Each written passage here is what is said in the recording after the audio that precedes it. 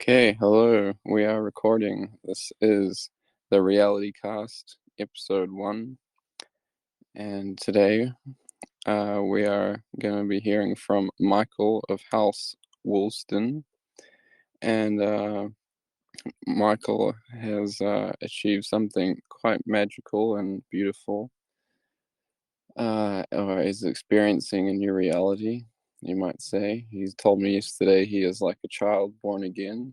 And without further ado, Michael, if you'd like to introduce yourself, and I'll ask you a question from there.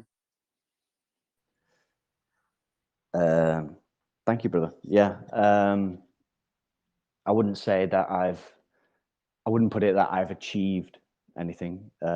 It's more like it's just I've completed a process that every single person is inevitably going to go through as a consciousness experiencing this reality. But yes, it is all the things you said. It was magical, amazing. I've been thoroughly enjoying it, exploring it, just spending time with it, and um, trying to organize those experiences and the information that comes with those experiences in a way. Well, part of me is asking, do I need to organize it? Another part of me is saying, well, I would like to organize it just as a way to be doing something with it while I decide what I really want to do with it. And also maybe as a way to be able to make it easier for the next person coming along to be able to go through that process. And that's sort of where I'm at the moment.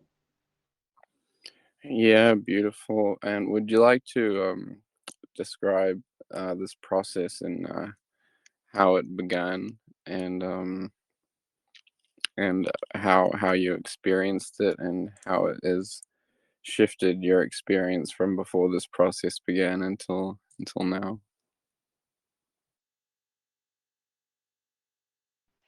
So I've just come out for a cigarette, and there's a rather rowdy bird in the bushes. But so in answer to your question,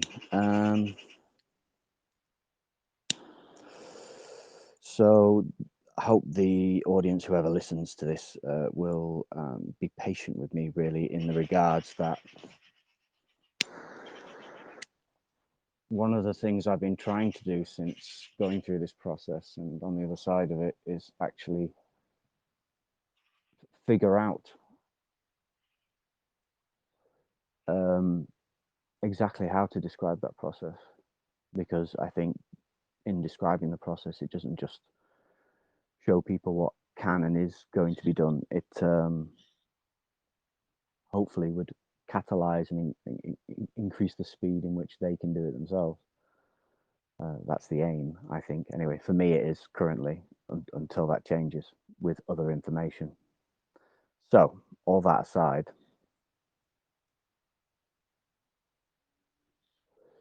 so last year I went through a very interesting and very crazy and intense journey, which basically involved me throwing away an entire lifetime's worth of what I thought I knew and being confronted with the very sobering reality that uh, actually I knew nothing um, relative to everything that there is and what there is to know. I knew absolutely nothing. And all of the things that I thought I knew, I was very quickly discovering that maybe 98% of it was um, wrong or worthless or not true.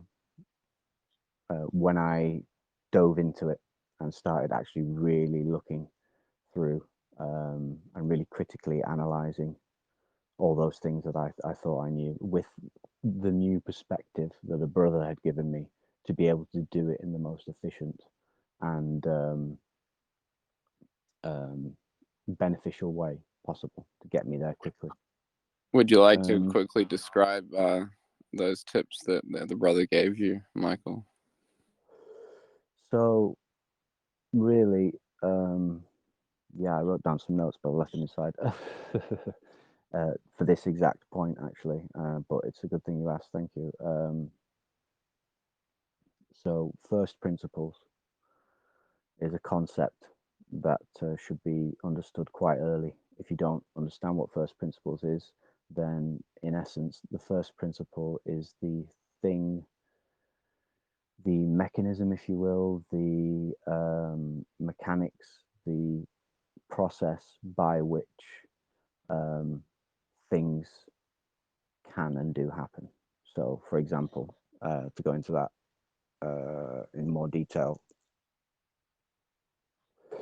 very basic example, you throw a ball up in the air, you throw anything up in the air, but if you throw a ball up in the air, then it will come back down to the ground. So the first principle is that which goes up must come down. It's a classic. Everybody knows that one, but actually, it's an example of a first principle describing gravity, basically the effect of gravity. Now, there is a very easy way to be able, and very fast way to be able to figure out whether anything you're dealing with is a first principle.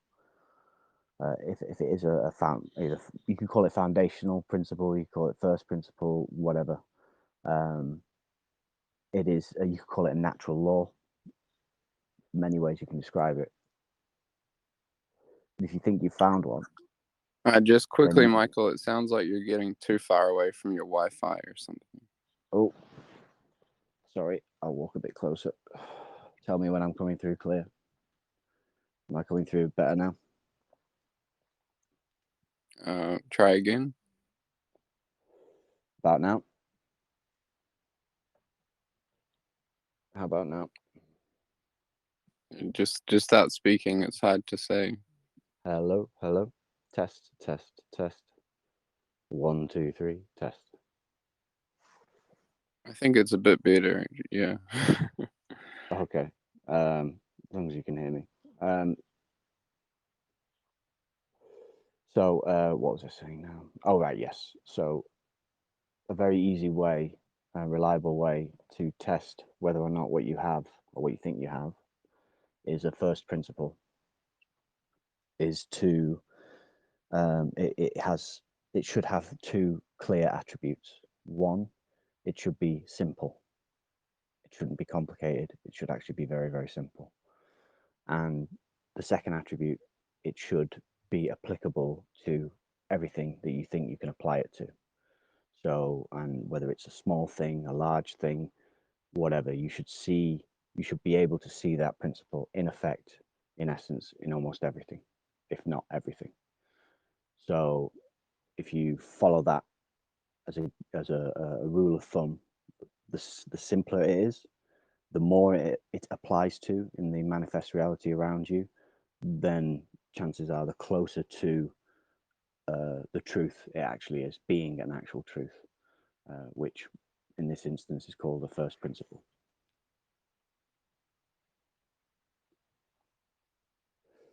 So, do you want me to go any further with that, or is that okay?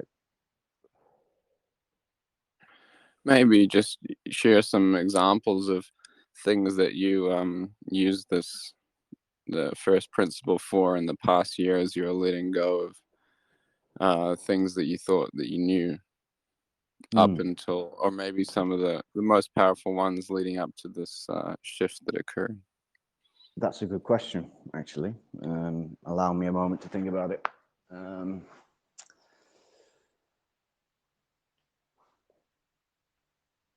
So, hmm.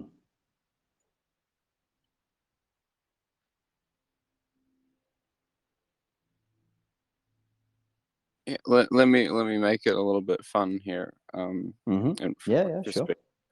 So, Michael and I met physically in the UK, near in the Cotswolds, and we drove to Wales, and we took a ferry to Ireland, and we went all around Ireland with Brother Dean, visiting all of the stone circles and stone tombs that we could find.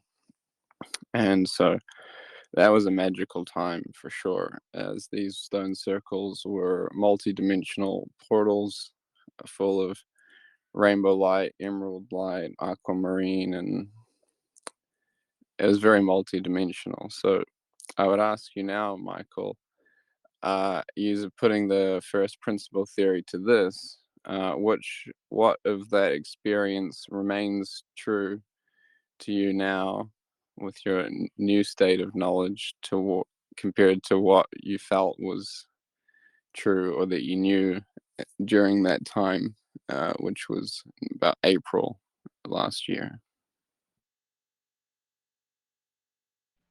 Well, actually, the first thing that comes to my mind, it was a great time. Yeah, I really enjoyed it. I got a lot from it. And that could be a cast all on its own, just talking about that experience. But what came to my mind was one of the first principles that I can now speak to from this state of consciousness as opposed to the state of consciousness I was in before. One of the first principles I came across was that which was true in the prior state of consciousness doesn't stop being true, but it now becomes a truth in a larger truth from a different perspective. And there are kind of not rules, but there's kind of like an etiquette towards that understanding and a respect that you very quickly understand that you should be aware of and show to those who are in the prior spectrum of consciousness. All frustration leaves the body. I mean, when we were going around Ireland, it was, yes, it was magical, but it was also, I think we did it in 10 days, and there's a lot of things gone on. And actually, funnily enough, this very night, I reconnected with a beautiful lady who I met in a crystal shop in, I think it was Newcastle in Northern Ireland. And fantastic reconnecting with her. And it just fits in with a lot of things that are also happening around me now as a result of being where I am. But when I look back, that journey was basically, it held the tone of true faith. Even though there was confusion, there was a lack of full knowing and understanding about exactly why we were doing what we were doing, and the effect it would have, and if it would have an effect. But never at any point was there any doubt that what we were doing was absolutely what we should have been doing. That was a very strong indicator for me that I had really well and truly taken an entirely new and more correct for me direction that was in alignment with me coming back into balance, into harmony and vibrational frequency with what I am supposed to be and what I was always supposed to be.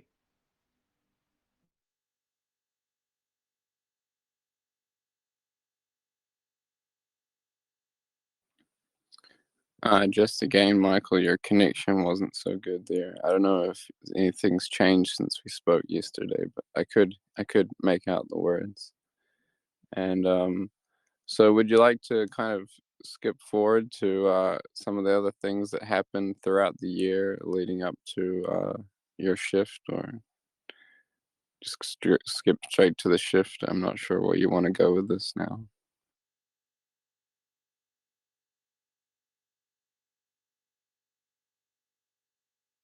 You're on mute, Michael, if you're speaking.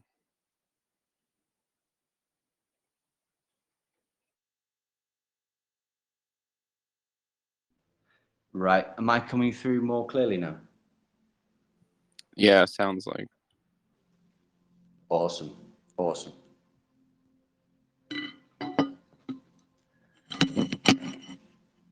pulling out all the stops to make the sound frequency as best as I can make it. Okay. So, sorry, what was it you said before?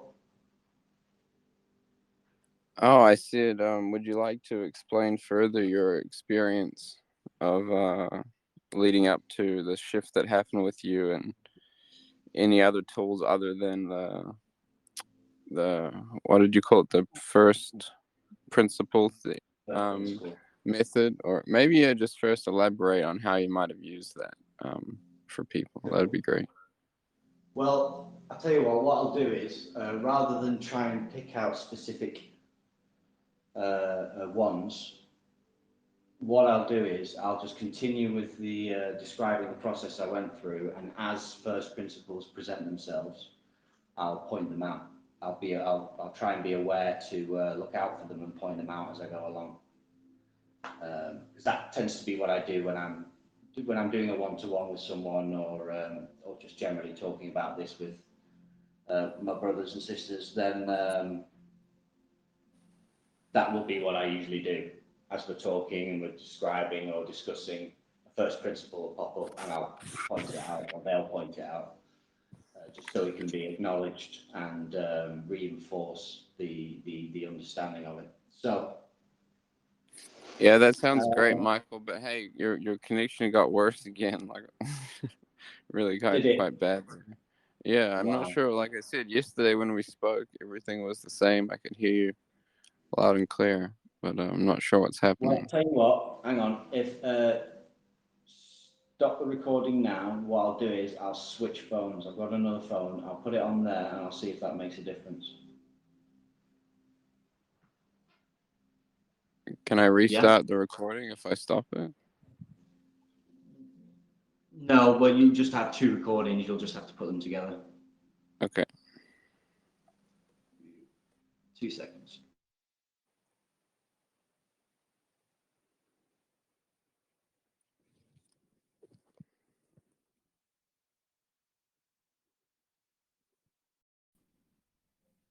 Okay, and we're back.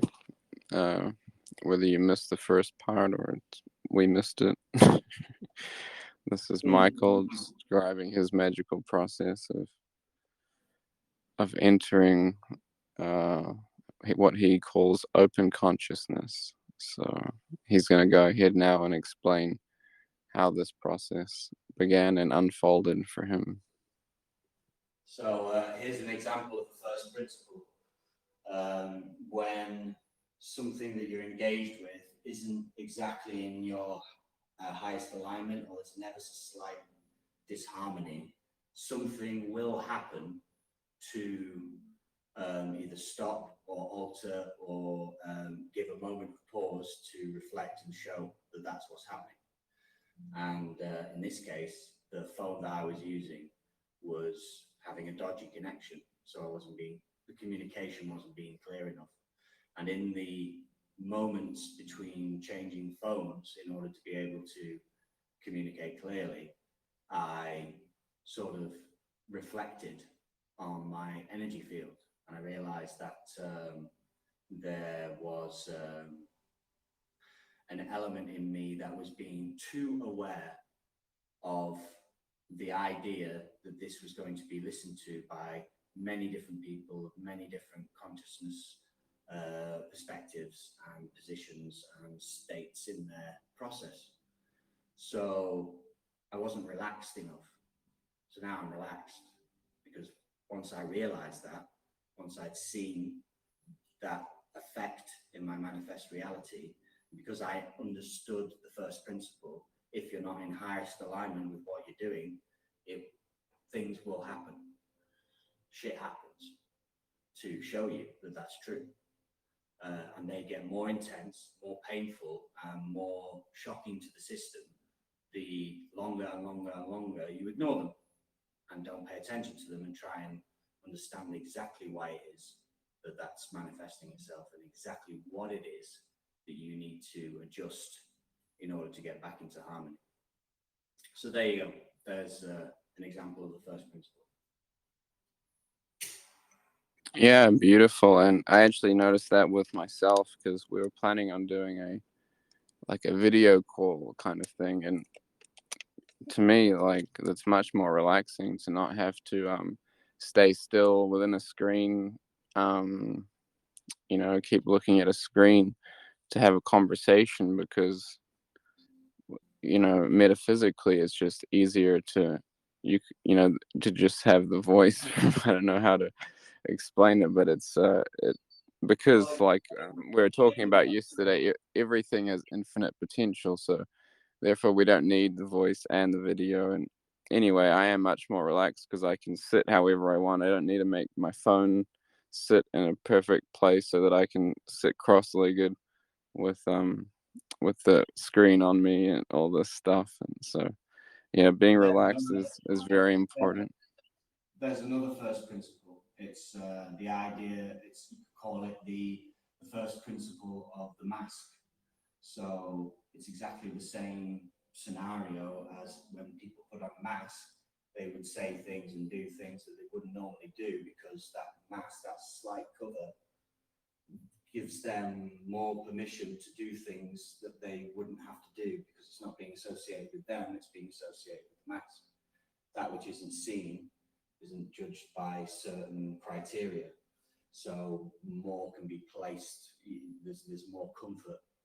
So the more can be placed on the table, more can be expressed, because there's less of a feeling of the sense of judgment, basically.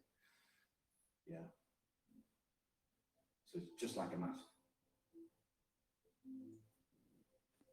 Yeah, for sure. So, progressing forward to, I'm curious to hear you describe this shift to whoever hears this.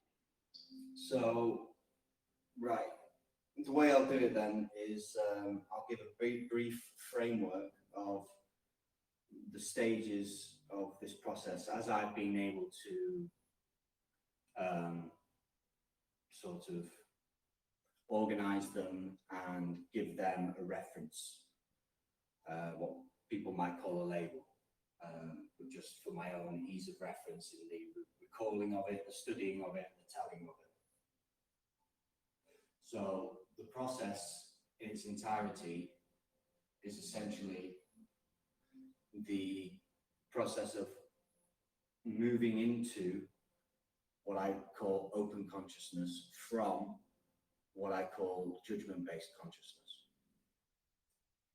And what that process essentially is on a metaphysical level is, in essence, the entire spectrum of judgment consciousness, from deepest, darkest, wicked demon at the bottom, all the way up to holiest Satan angel at the top. Yes, saints are still in judgment consciousness. Then that entire spectrum, you can say, falls in a standing wave frequency. There's a whole standing wave frequency that encompasses that entire spectrum.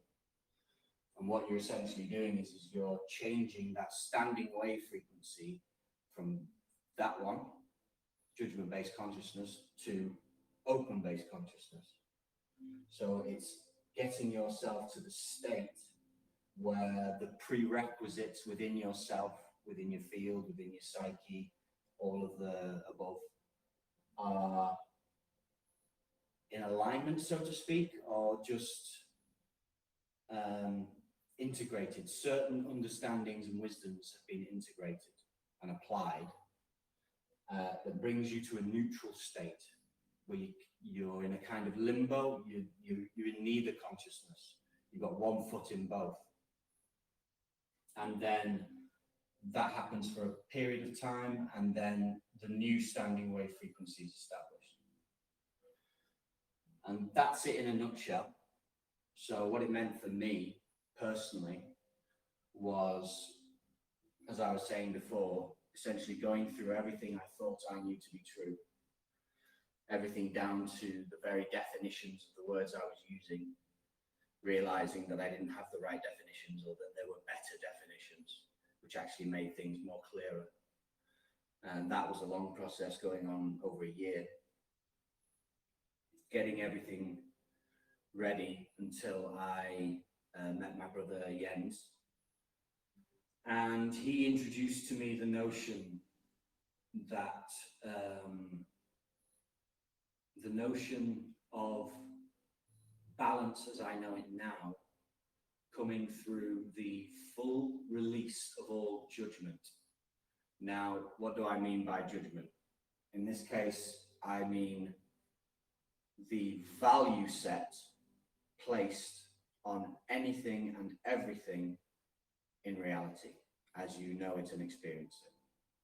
So what that looks like in practice is simply, you can do it right now, where whoever's listening to this, you can just look around you, and everything from the most insignificant inanimate object to things of greater significance, like maybe people, pets, all the way through to the weather outside, everything has a value set on it. And the value set is simply, that thing is value either positive or negative, good, bad, add a number.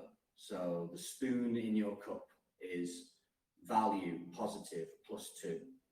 The beautiful sunset outside the window is value positive +260.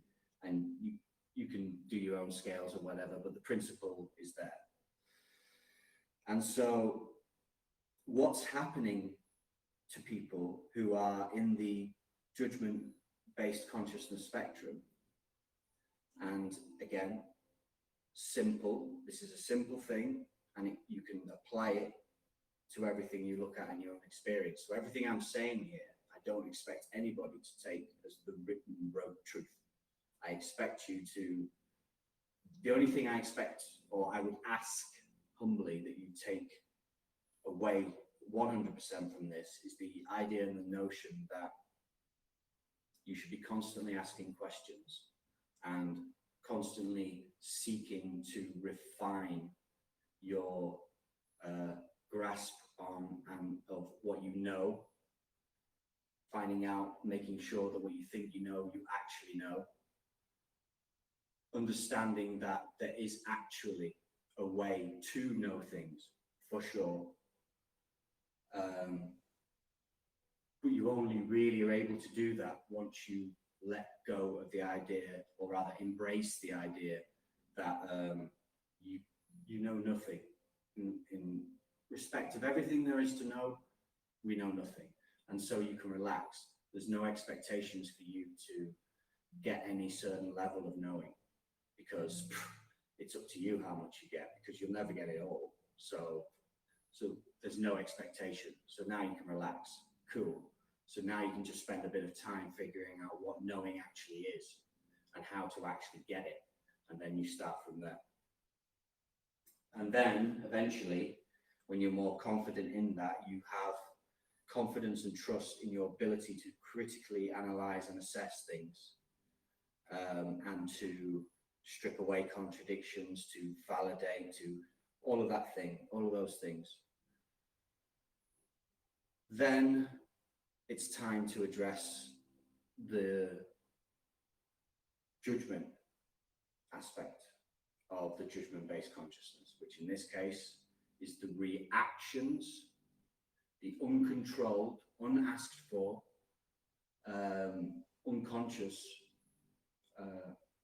flares of emotion and physical response that are caused by the things that are happening in your manifest reality. Anything and everything in your reality, if you are in the judgment based consciousness spectrum, has a value set. No doubt about it.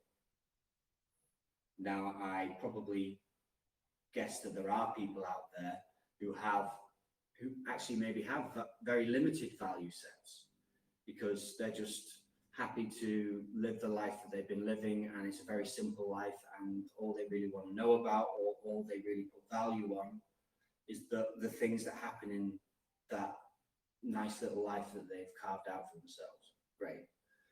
But for people, and almost certainly for the people who are going to be listening to this, seekers, curious, intelligent, imaginative, emotional, you want to know as much as you can. And maybe if you can, you want to know the game, so to speak. You want to know exactly, you want to figure out what's going on. So, now that we know that everything in our reality is creating a reaction in us, either from a very strong one to a very small one that you don't even notice, because it's so tiny, it only causes a tiny bit of tension in a little string of muscle that's on your rib somewhere. You don't even notice it. Or you witness a car crash, poof, massive emotional reaction, immediate. Now, what happens when we react? Again, is quite simple. If you imagine a giant spinning top in whatever design, shape, way, form you want, the principle is a spinning top that never stops spinning. And that's your field, your balance field. You're supposed to be in the middle, center of that perfect balance. When a value set we have placed on a thing that's occurring in our experiential reality at that moment generates a reaction. And for this example, we're going to choose a strong reaction. We're going to choose two strong reactions: a surprise birthday party and just getting fired from work. Both of them create an immediate unconscious reaction that generates a strong feeling of emotion. One is anger, maybe, or panic, upset, sadness, suffering. And the other one is joy, happiness, peace, love. But the point of this is that regardless of whether it is bad, quote unquote, or positive, good, quote unquote, in both cases, you are off balance. You are not in the center of that spinning top. You are somewhere off to the sides. And what does that mean practically? Well, practically, especially because for the most part, people tend to panic and make decisions from those points. When you're in the center, you can imagine it like a 360-degree sphere all around the spinning top. And that field represents your options, your choices from that position. And from that position, you have them all.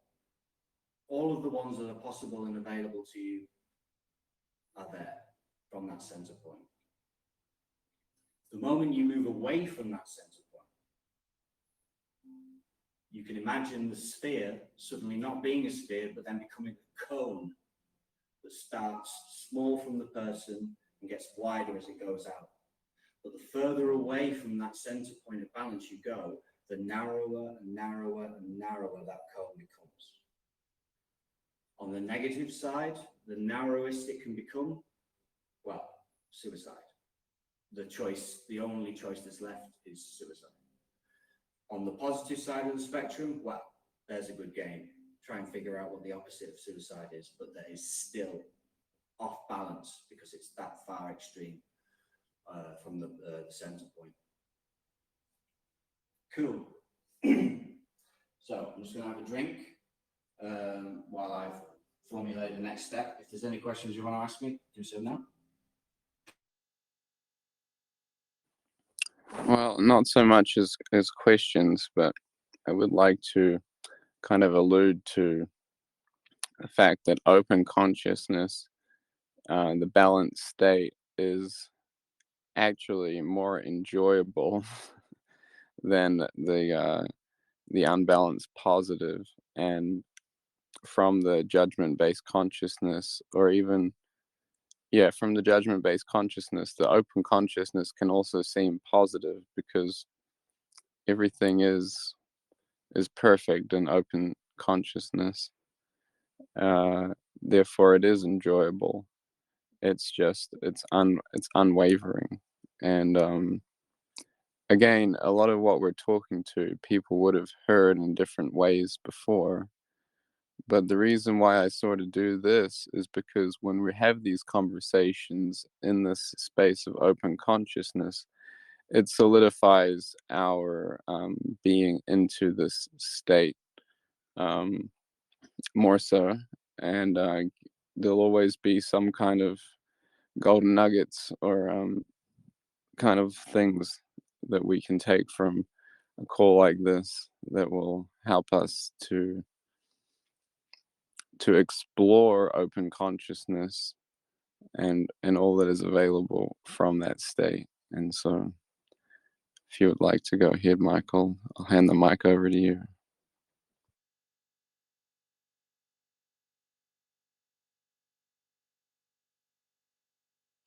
Yep. Yeah, there's a lot I can speak to in that, but also there's a lot that you've just said that I think will actually get expressed as we go forward.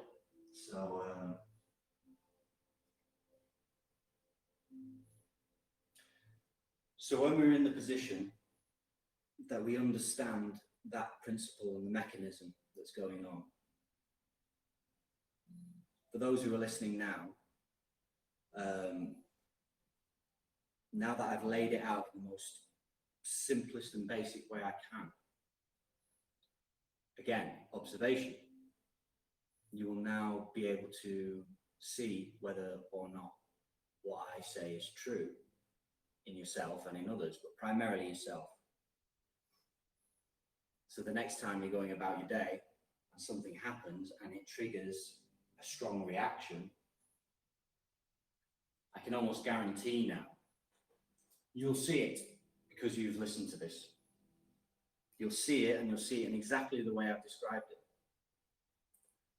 And so you'll get the first feel for the first stage of the revelation of the significance of that, which is, so all I had to do was first be aware that this thing existed, this first principle existed, this mechanism that has been essentially keeping me off balance my entire life.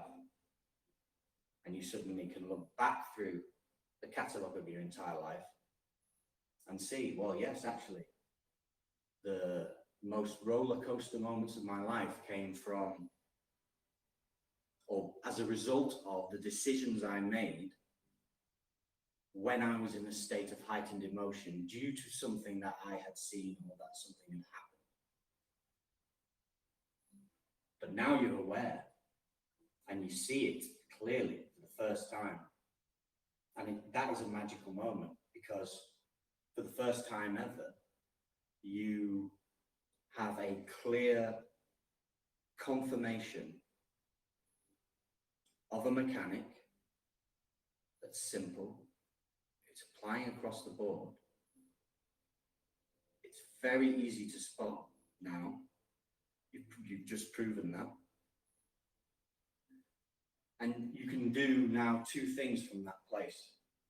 You can either do the classic take a deep breath and count to 10, which actually does work really well, or whatever the equivalent for you is, and bring yourself back to balance, knowing that's where you need to be before you make any decisions, or as close to balance as you feel you can get. But there is a second choice. And this is the choice where if you want to go through this process faster, it's the choice you would look to start making more and more often, which is to, instead of immediately trying to bring yourself into balance from there, try to go deeper into where you are in that moment of realization and awareness. Okay, you've spotted it now. You're still in that state, but it creates a kind of disassociation moment where you can get a sense of the difference between you as a consciousness and your body consciousness. And the sense, almost sometimes for the first time ever, of real, true, A, understanding, B, self-awareness. So, B, self-awareness, and C, oh, this is actually something I can shape, I can control, I can understand and learn how to master, how to work with. And hopefully at that moment, excitement for the potential of what that could mean for the improvement of your life, basically, and your felt experience going forward. So I did that for a period of time. And it's essentially a game of whack-a-mole with reaction. Learning to, or having the courage to go into anything that causes a reaction and really go into it, because sometimes it can be a hard thing. But after a while, it stops becoming hard, because once you've done it once or twice, especially with a particularly difficult thing, the feeling of release, feeling lighter, being able to think more clearly, the sensation of completion and closure is so good, and it increases each time, that after a while it doesn't require courage anymore. You're more than willing to go through it, and you're constantly hunting throughout your system to try and find these reaction points, all the way down to the smallest ones.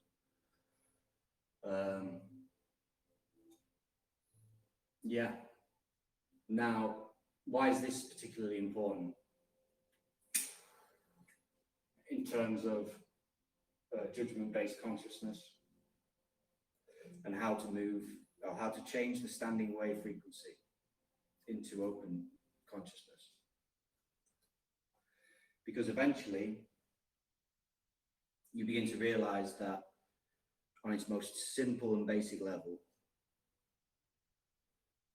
the process is release, let go of, bring to zero the value sets that you have for everything. That's it, in a nutshell. And very easy, start off with inanimate objects, small things that don't really make that difference. And what you'll find as well is this can become a very, very interesting game. Because in the early stages, you begin to realize exactly how much you thought you knew, but actually you didn't really know, because you had just taken it on good faith or face value. You'd heard it somewhere. It was a knowing that you had just been given, that you hadn't arrived at, you hadn't discovered for yourself, and you hadn't put to the test. And I was shocked to find out that was pretty much 95% of everything I thought I knew. And it was very cathartic. It was very cathartic, that process. Painful at first, tense at first, but then by the end, utterly liberating.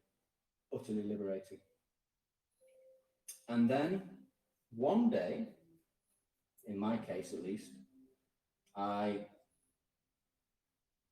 got to the stage where I realized I had finally actually let go of all of my value sets for everything. I thought it would take a lot longer than it did, because, I mean, in theory, you know, you're trying to get rid of value sets for something that could potentially be infinite, but it's not infinite. You do get to the stage.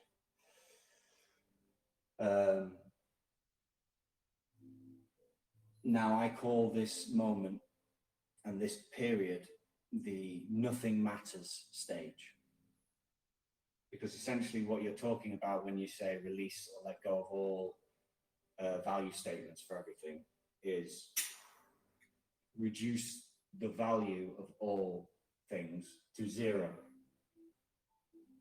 So they have no reactionary effect in your system.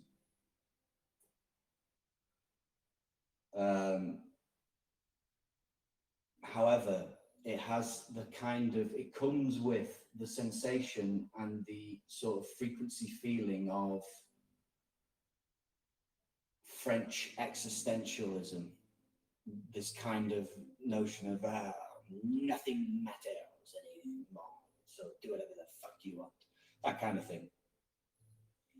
And it does have that kind of quality to it. The colours aren't as bright anymore.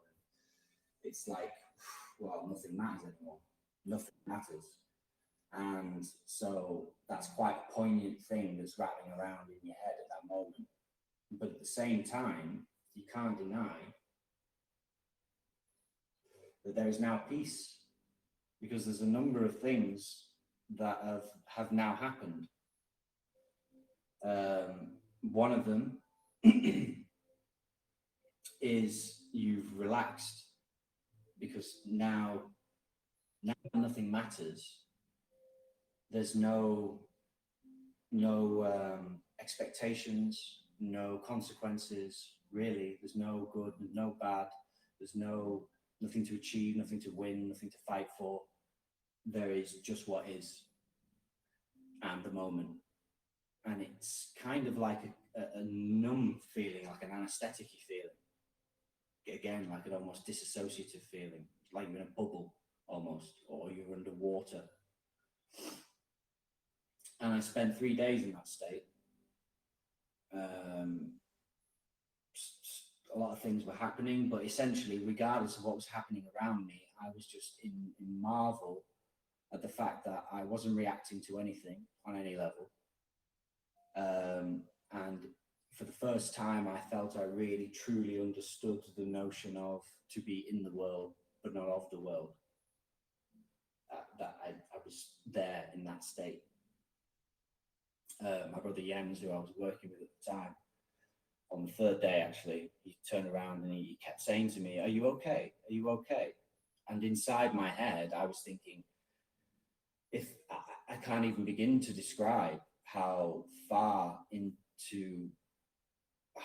away I am from okay in terms of what I'm feeling right now, and it's all good, all gravy. But I just couldn't speak, really. And then on that very night of that third day, what I call the flip or the shift happened for me. The standing wave, my standing wave went from JCB, judgment-based spectrum, to open consciousness spectrum.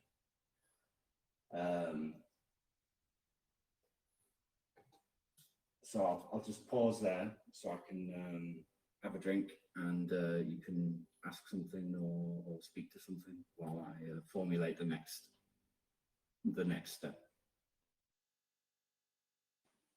Okay, well, I don't want to throw you off here, but I for me it's really fun to have these conversations, and sitting here in that state where nothing matters, there's this extreme peace and relaxation that comes with it. And it's like you were saying earlier, just it doesn't necessarily mean that because you enter a state where you know nothing, and you take away any value statements you put on things, you still certain truths still remain in your reality, and actually you get to know your essence better. And one thing I guess we're going to talk about is unique expression. Is really the name of the game once you get to open base consciousness. And so just because nothing really matters from this higher state, through unique expression, we kind of play the game in an enjoyable way to share the magic of this balanced state with others.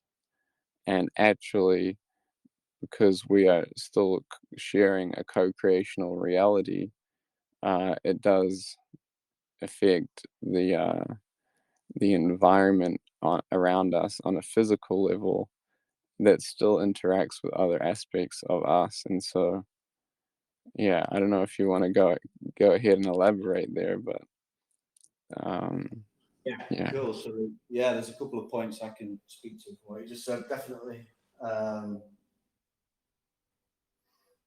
So what you said there at one point about in open consciousness, just because nothing matters anymore.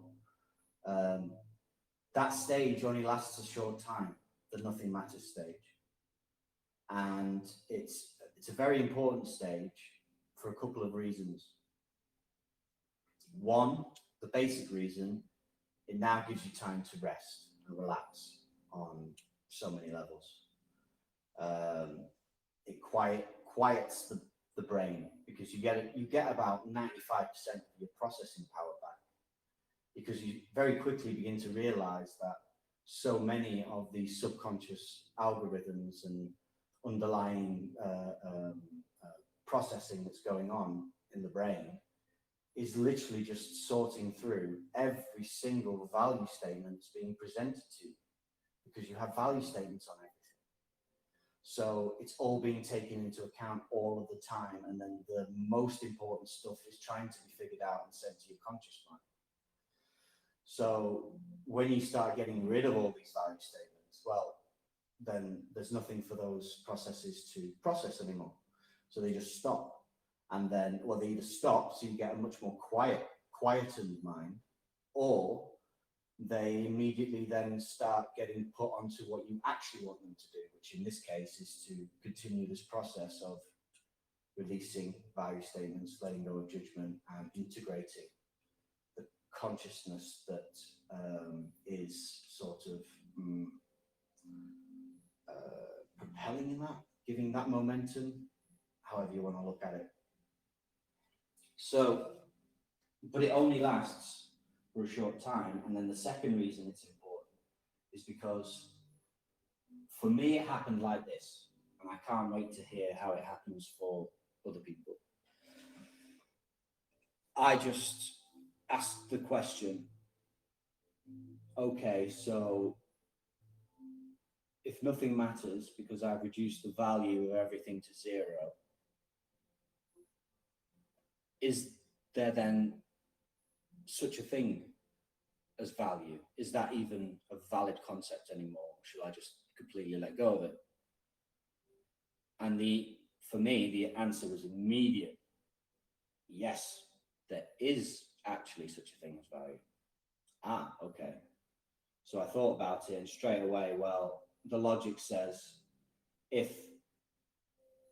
the state of nothing matters is true, which it is,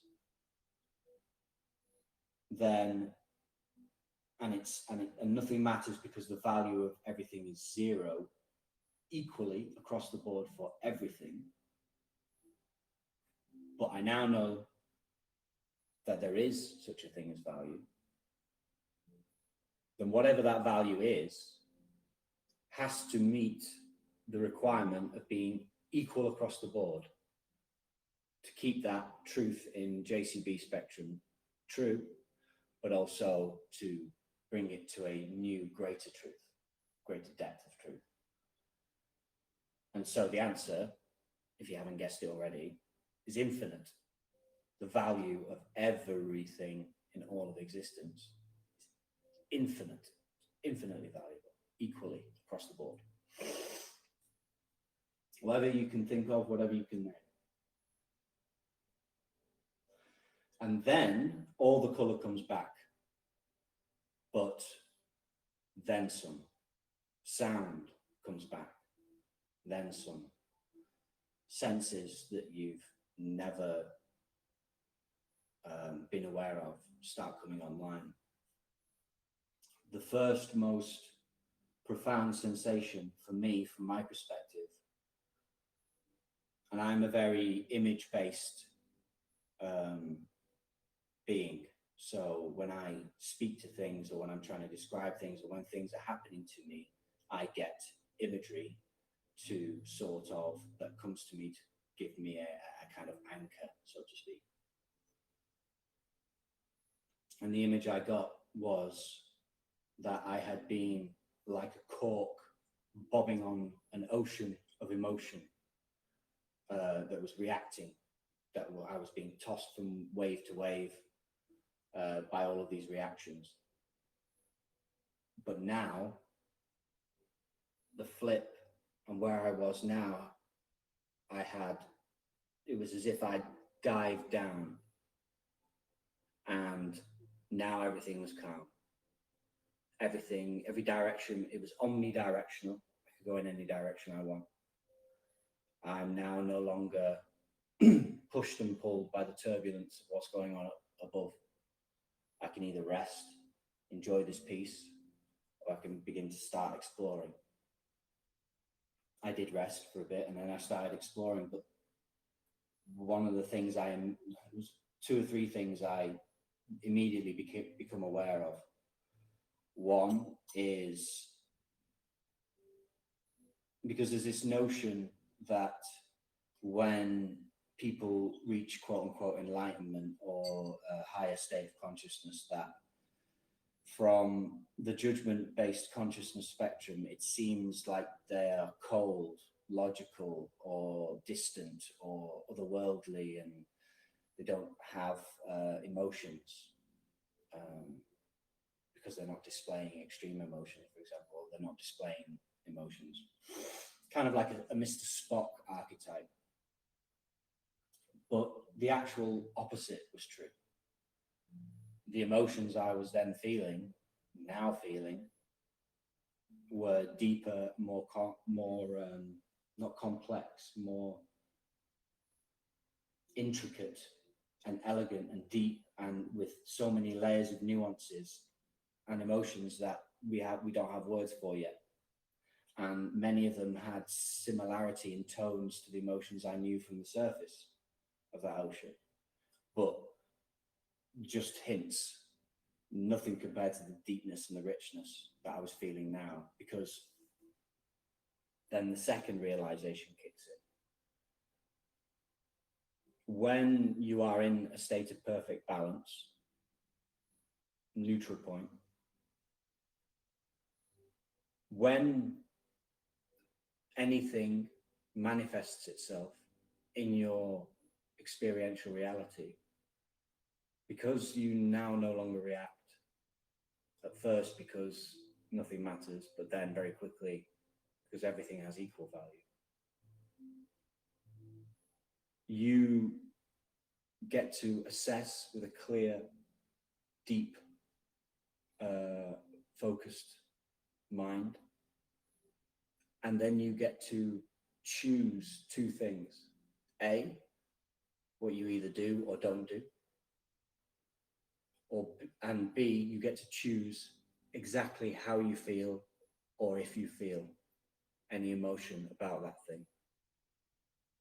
You might choose to not feel anything about it. Cool. You're a neutral point. At neutral point, all things resonate with unconditional love. But you might actually choose to feel something about it. So you choose, I don't know, happiness, joy. But now when you feel that emotion, you feel it. You really feel it. Because it's not been forced on you. You've not scrambled for it. You've not fought for it. You've not achieved it. You've not found it by accident. You've not required a reaction of an external circumstance to trigger that emotional state. Exactly. And you have now chosen it. And because you choose it and you enter into it fully. And now you are fully connected in the moment. You are completely filled with the richness of that emotion and how it now colors and adds to that thing which is playing out in reality around you, and in actual metaphysical effect, it will actually add to it, and it will actually make it manifest even more to a higher level of vibration and frequency to you, or into something else which also complements your frequency, and it'll do it faster and more assuredly. It's powerful, and it's very simple. Again, simple, simple, simple, but powerful. And the third thing I realized was that it's a one-way valve. So once you've established the standing wave frequency in open consciousness, you can't go back. You can't be pulled back, you can't be pushed back, you can't accidentally fall off the wagon. It doesn't happen. The quote unquote lowest you can possibly go is perfect balance neutral, which is, as I said before, in essence, a state of continual unconditional love for everything and everyone, which is great. Now, you can actually choose to go into the spectrum of JCB, of judgment-based consciousness, and you can actually choose to engage in that play out, that experience, and engage with people who are still in judgment-based consciousness having that experience from there. But there are, again, etiquettes, nuances, there are the things you have to be aware of, and there are decisions you have to make, and lots of different things. But the point is, you can choose to go there. But you will never be held there. There's nothing there that can trap you or hold you, and you will always be firmly planted in open-based consciousness. In essence, and this is another point, I was about to say it's like, but it's not, because I'll just say it straight. I won't go into details, and people can either reach out and ask for more details, or we can go into it another time. But this process that we're going through, an aspect of it is the fact that our species of consciousness, and there are kind of different species, breeds, if you will, of consciousnesses at different layers and levels of reality. Our species of consciousness reproduces, creates new, unique points of experiential awareness, that which we call consciousness, which is sovereign and independent of every other consciousness. What we call our higher selves, when people describe being attached to a silver cord when they astral project, it's an umbilical cord. You can look at it like an umbilical cord on a metaphysical level. But part of this process is having that cord cut and actually becoming a sovereign consciousness.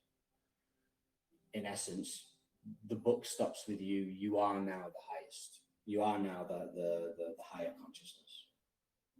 But you are a unique sovereign consciousness that's just been born. You're a babe, basically. It's square one.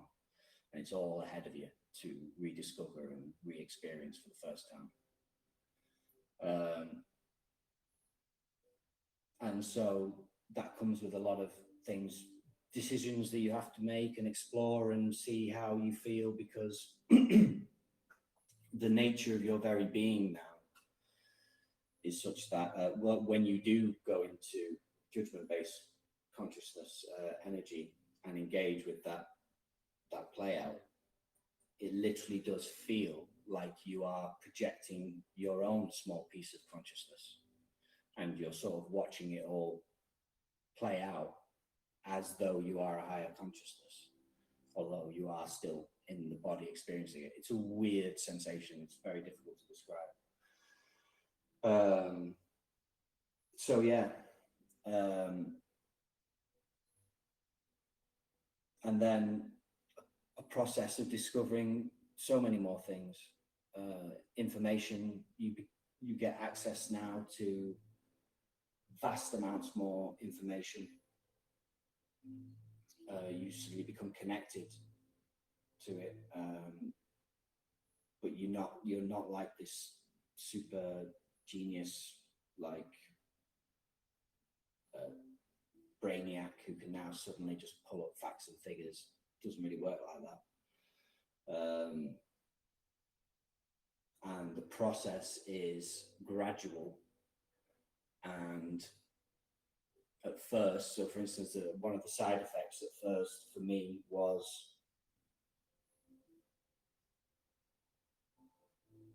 the difference between when you are still connected to a higher consciousness and when you are now sovereign is that when you were connected to a higher consciousness, you were in essence being guided and fed information and sort of assisted through frequency modulation through your umbilical cord. That's where a lot of, if not most of the information and the energy was going in and out between you and your higher consciousness. When that's cut, although there are other consciousnesses who are still sort of assisting you and watching out for you and looking over you, there is now far more onus on you to start doing shit for yourself. So if you want information, if you want to then it's for you to start reaching out for it, knowing that it's not higher consciousness that's giving it to you. It's not, you are actively learning how to access and navigate the etheric field, so to speak, the Akashic records, if you like. But it's not the Akashic records either, it's something else. But anyway, aside from the details,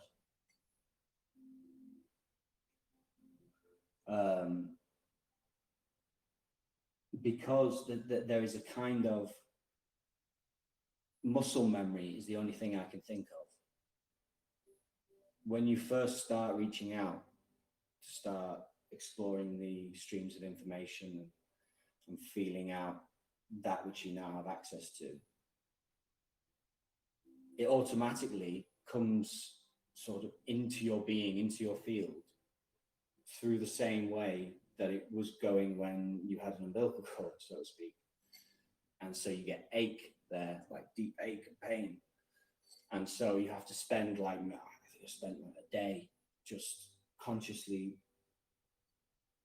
trying to work it out so that information and energy and whatever, as I tapped out into the ether, would come into my system uniformly instead of through one point that was manifesting itself as an incredibly aching back.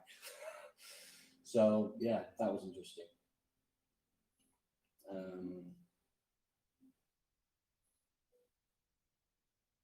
I'll pause there. Is there anywhere you want me to go or anything you want to speak to on that? Well, maybe would you like to share some of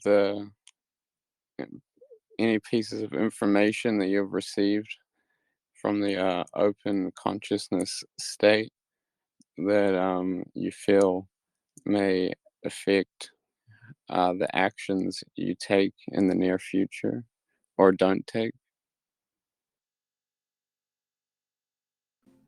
So,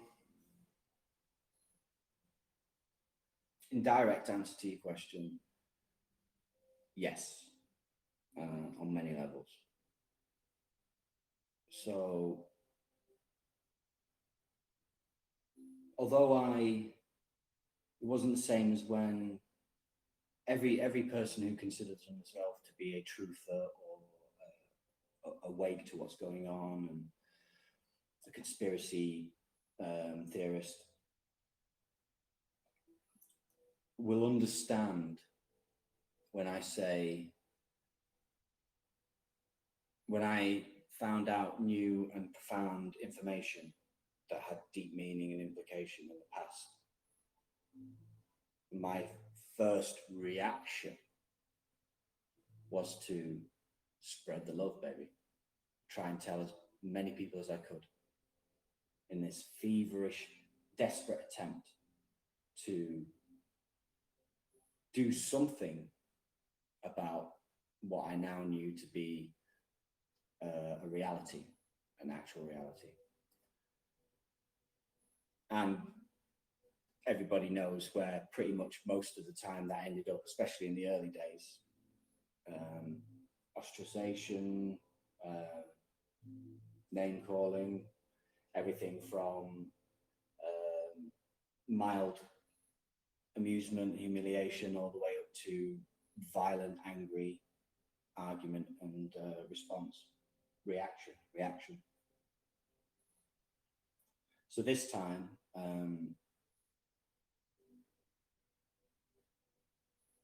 I wanted to share what was happening,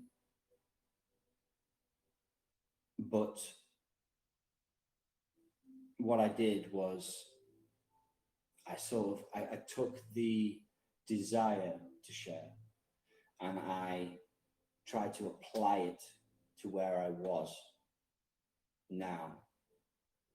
Oh, sorry, where I am or where I was then in that state of being at that moment. And accept that,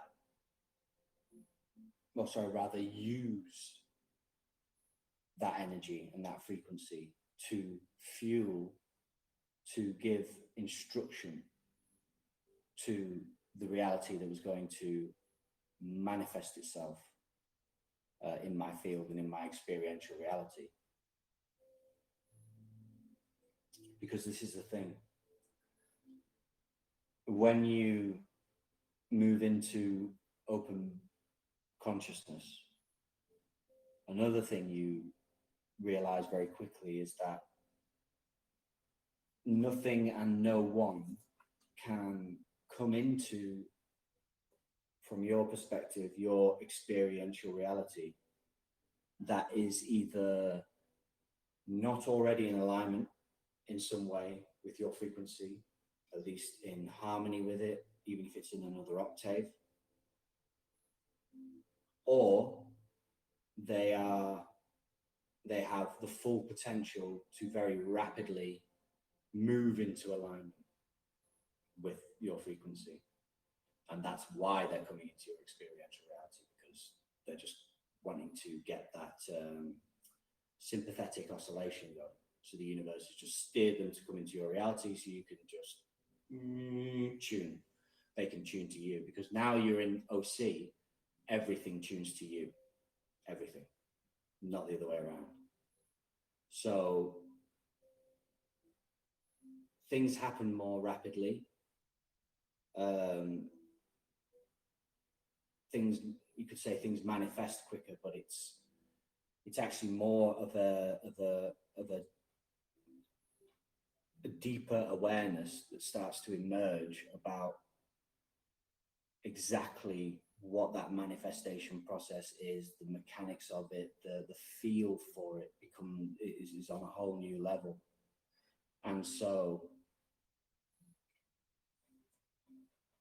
there's no rush, there's no sensation of a rush to do everything and to,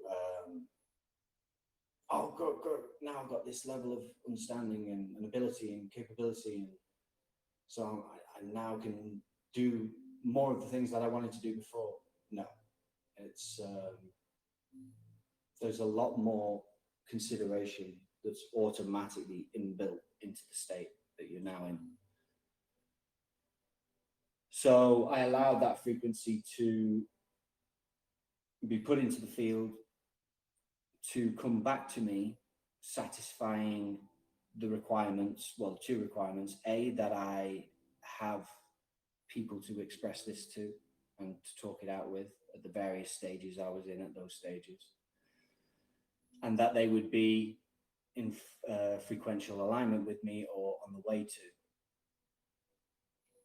at that level that I was then, at each of the stages of this unfolding, because it expands exponentially.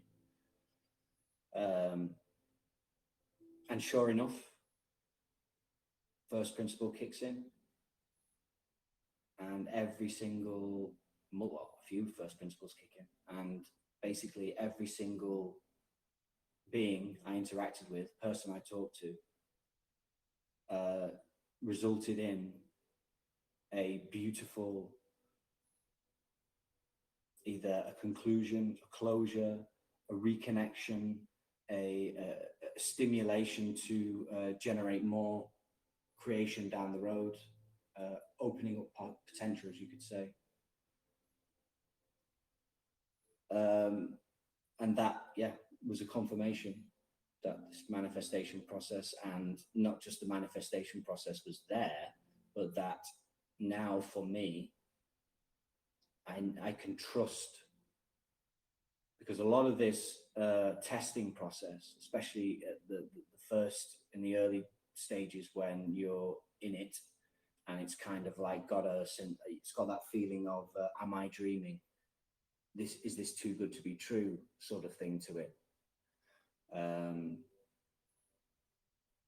So the first thing you do is apply everything you learned in judgment-based consciousness to go through this process. Go back to basics. Observe and ask the questions. And very quickly, you realize that a couple of things. One, many of the things that were true in judgment-based consciousness are now reversed on the opposite side, but not a direct mirroring, because that's a tangent. I'm not going to go there, but you also realize that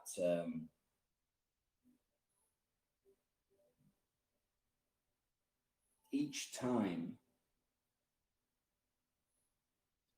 you have an integration of a new understanding, perspective, wisdom, you test it.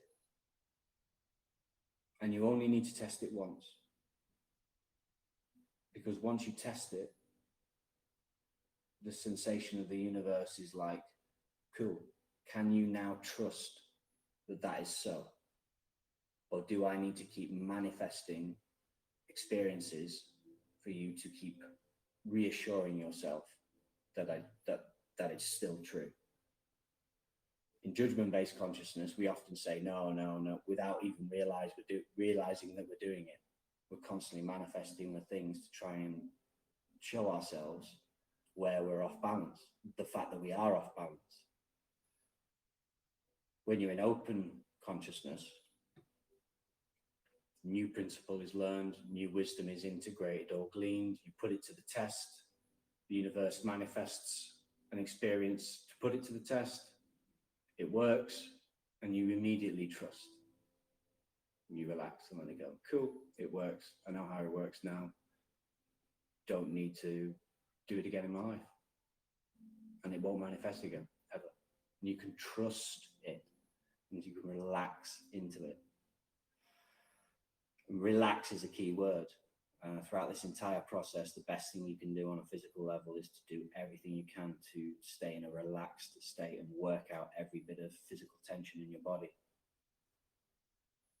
And relaxation in open consciousness is still a consideration, because you still experience tension. You still experience aches and pains. And whilst still being aware that you have a whole new level of control over your physical form and its manifestation. So when I first started experiencing the tension, in judgment-based consciousness, tension usually uniformly always equals a value set, a reaction to a value set. Simple. That's manifesting itself as that tension. So in open consciousness, when there is no value sets. So there's no reactions going on. so where's this tension coming from? And as I began to explore it, I very quickly realized that in my analogy of being under the water, as you start to explore around, you begin to realize there are these deep, strong currents, and those currents represent a lot of things. They can represent concepts, they can represent ideas, models, a new way of seeing something. Can be a lot of different things, but they are usually extremely deep, extremely strong, and contain a lot of information that requires a good deep dive, and you need to be prepared for it, because as you start to approach it and you start to get pulled into the current of it, as you start to explore it, it's like a white knuckle ride. So the tension is not coming from any reaction. The tension is just coming from the joy and the sensation of this new unexplored whatever it is. And then after a while, if you don't get to the bottom of it, or you don't get to the end of it, if you don't get to the grips of exactly what that current represents, eventually you have to let go, because the tension just gets too much, and you have to go, and then return back to, and that's a good example of a moment when you quote unquote fall back to the lowest point you can get in open consciousness. It's not really a fall at all. It's just a releasing and letting go of whatever it was you were putting energy and momentum into. And the moment you release, you're back to neutral point, unconditional love for everything. And then you either rest, or you pick another direction, or you just choose where you go from there. So now, answer to the second part of the question you said, in terms of engaging with other beings, engaging with the reality. So in brief, I'll give a quick description of essentially what's going on a very, very basic, bare bones level, and then just so you can understand what it is I actually want to express. So it is my understanding that the process that is going on is in regards to getting the physical vessel that we know as the human body through a process of crystallization, so that the carbon molecule in or element in our bodies, in essence, realigns its structure to take on the structure, the latticed structure of its crystal equivalent, which in carbon's case is diamond. And by doing so, it will allow a fully sovereign consciousness to fully connect with that body, and then for that consciousness, along with the body, to be able to access the rest of reality, multidimensionality. And so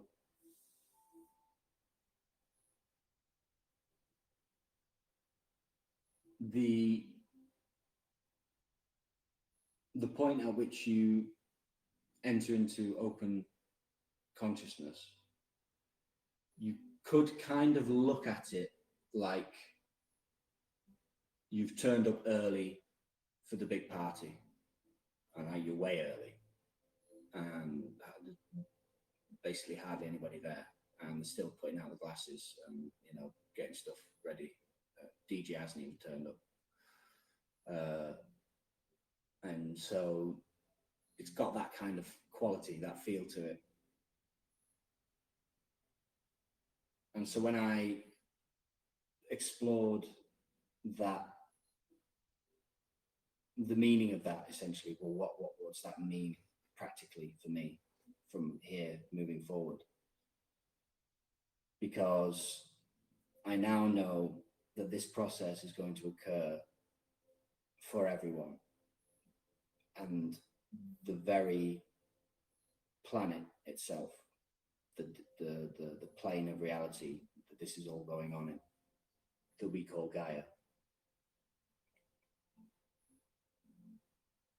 And I know that 100% now.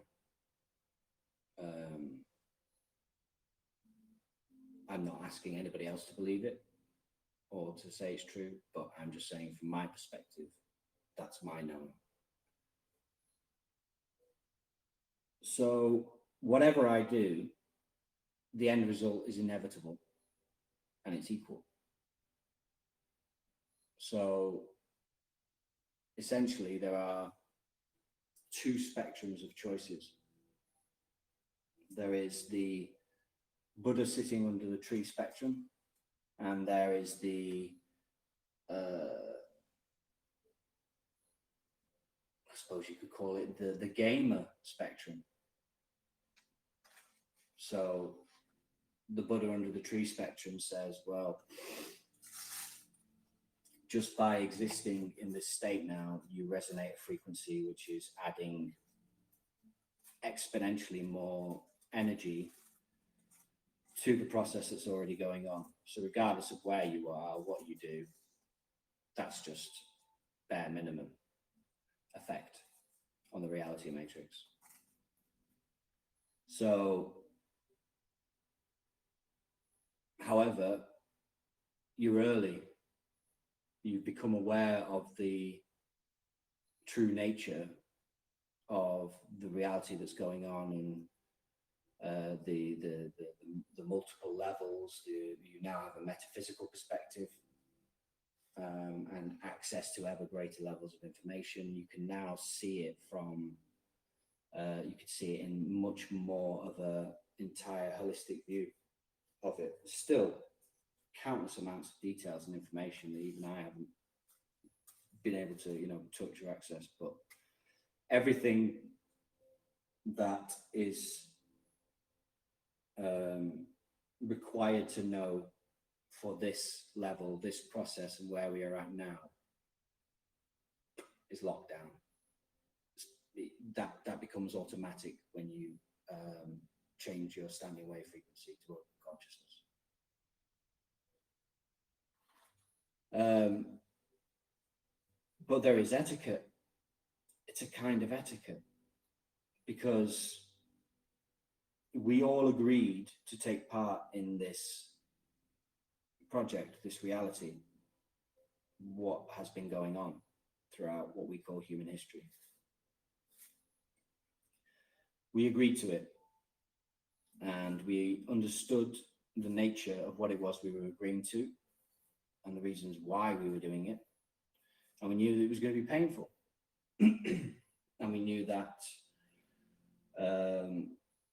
everybody was going to take a turn at being the villain and the hero. So it was going to be equally shared.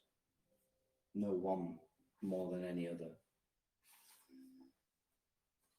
So that being true,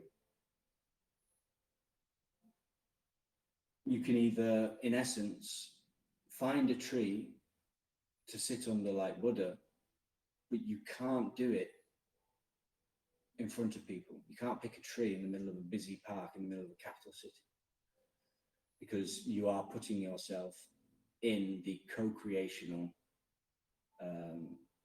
manifest reality of other conscious beings who are going through the process.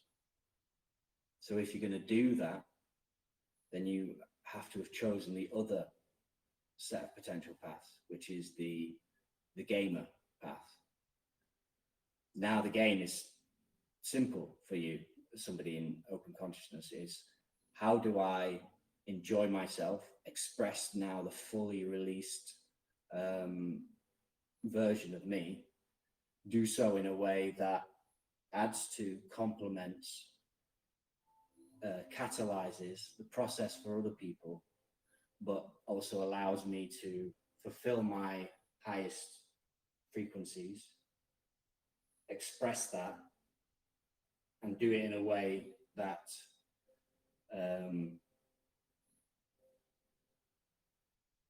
fully complements the process that's going on. It doesn't clash with it, because that's bad manners, it's bad taste.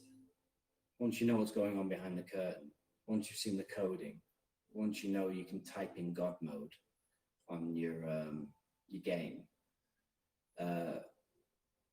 it's rude to then impose on other players who haven't got to that level yet, or who are still engaged with the game as it was meant to be engaged with. It's bad manners, metaphysically speaking. Because a brother of mine recently kind of challenged me. He said, well, why don't you just vanish off and go into multidimensionality? Or why don't you have access to the full range of abilities like teleportation and all of these things, the toys, basically? Well, it's because we are in a co-creational reality matrix that is geared towards going through a specific process.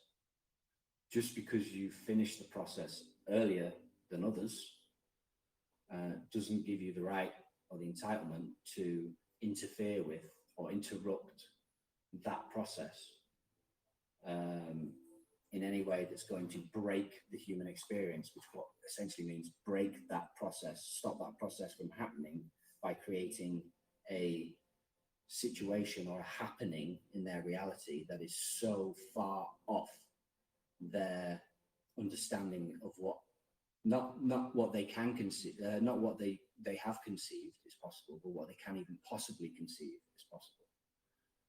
If something like that happens in the manifest reality, it's suicide or insanity, and you've broken you've stopped the process, you've interrupted it.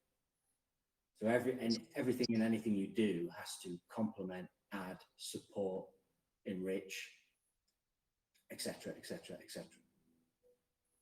It has to honor and respect the co-creative reality, whilst still allowing you to express yourself in exactly the way you want to.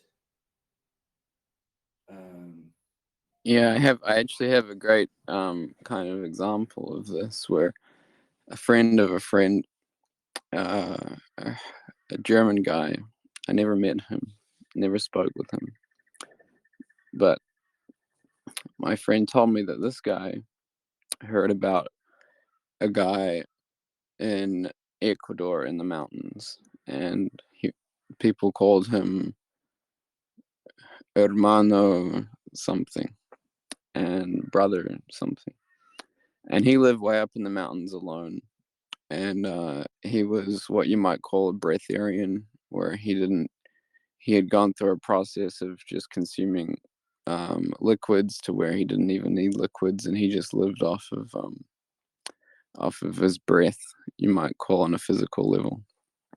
And subsequently he learned to teleport. And so this German fella went and found this guy, and he was in communication with at least, some people, while he began this process of learning to teleport from this guy. And it involved fasting, of course, as the brother up there in the mountains had done his process. And when this guy first started teleporting in front of the German fellow, the German guy was telling his friends that he at first his mind didn't even notice that the guy teleported. So, until he looked, like, he thought he was looking at, the guy, and then he looked to his left, and he was there, and the guy had been watching him, staring at what he thought was him before even after he had teleported. And eventually, I guess this guy learned to teleport and didn't speak to any friends again. And who knows where he went. So there is that path too, and these stories, you might say, infiltrate into the game, but in a very non-disruptive way. And so I guess what you're saying, Michael, is that you've chosen the path of playing the game and beneficially kind of interacting with it, so that the whole process of everybody, I guess yeah, it's just a natural, uh, unique soul expression, whether it is what you might call the Buddha path or playing the game path. Yeah. Yeah, well, I mean, the way I'm approaching it at the moment, the place I'm at right now, um, June for me is going to be a month of just purely exploring this, going deeper into it, working on different forms of expression, seeing where things go, and just allowing, I'm staying in one place and allowing things to manifest themselves to me rather than me reaching out. And yes and no, I haven't chosen the sit under the tree option. No, I think I can say yes. I think I can say with certainty I haven't even. I'm not even considering anything on that spectrum of options. However, I am still in the stage of assessing to what degree I am in the other spectrum, because, as you said before, like, yes, metaphysical things and quote unquote miracles, and they do happen. There are allowances for it. There are conditions where it's appropriate. There are times when it's supposed to happen. In the case of the Christ Project, Yeshua, he was a clear case where he was demonstrating. I mean, that was fundamentally what he was, the base principle of what he was doing was demonstrating the end state. That's why he actually said, "All these things I do, ye shall do also, and greater." There's a reason he said that. It's because that's the whole point, and that's essentially what we're talking to here. It's open consciousness, and what being in that state allows you to then begin to explore having access to.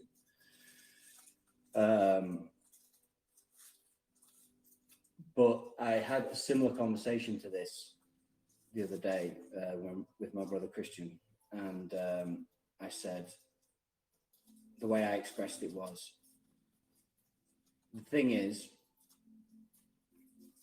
because I kind of now have a much better grasp on the whole, my personal manifest reality and the co-creational reality and where the two meet, and I have a better understanding of how the mechanics behind that now operate. I clearly now see that even if I was to, say, go with another one of my brothers who was in open consciousness or close enough so that I could actually do something that was a metaphysical quote unquote miracle, like manifest something from nowhere, levitate, that kind of thing, that if it happened, when it happened, even though it didn't break my brother's human experience, and although he felt great excitement and joy about it, it was a very controlled, non-reactionary, because although he's not in open consciousness, he's about to move into it. Cool.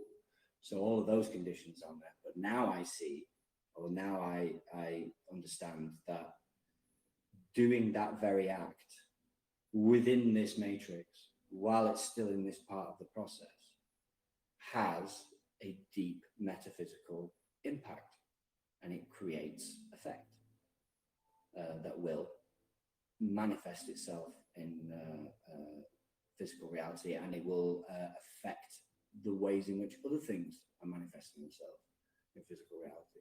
So in that instance, it's like, well, do you do it just for the sake of proving you can do it, or to show you can do it, or are you doing it for a reason that is going to, as I said before, add to, contribute, colour, create greater depth of understanding, catalyze, all of that stuff. So I'm still in that phase of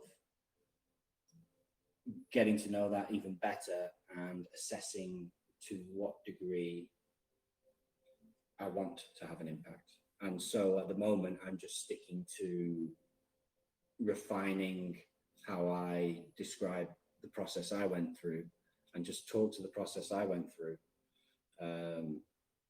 until somebody else goes through that process and they can tell me how they went through it.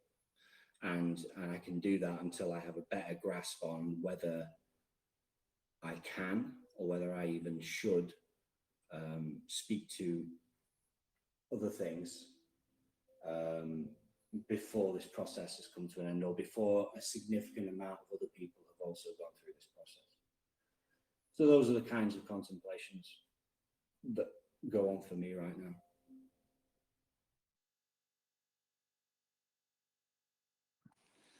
Yeah, beautiful. I noticed a lot of the same happening to me, actually. Yeah, it's like, but last night, I should say, when I was fully relaxed and I was stretching, and I had some music playing. I was I was receiving information, you could say, or I was connected.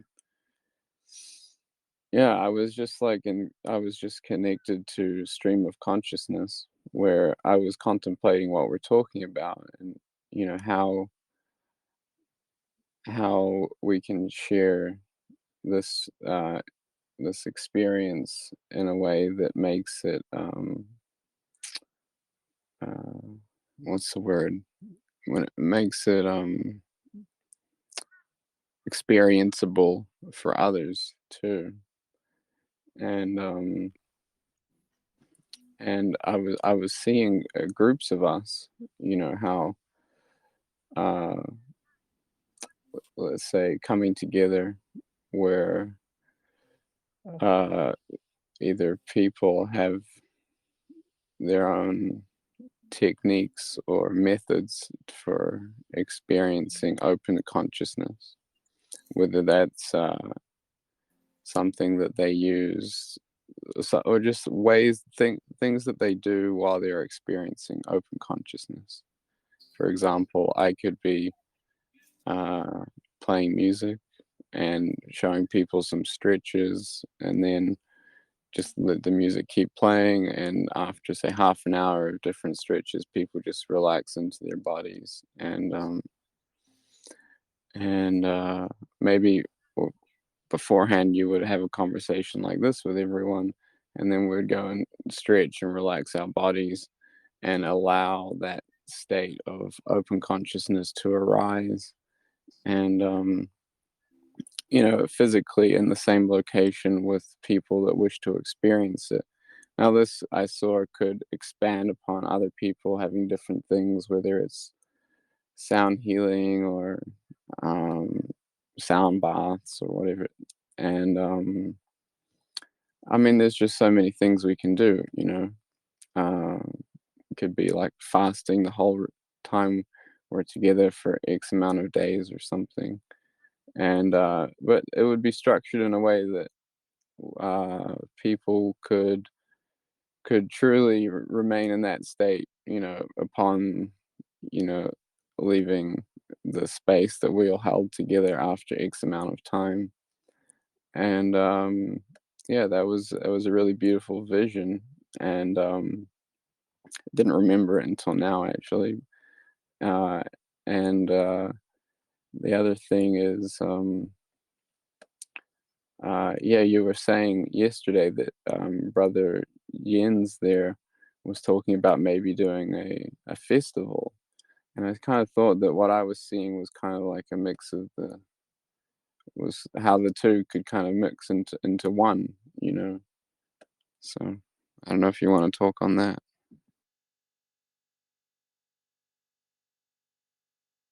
Yeah, so in essence,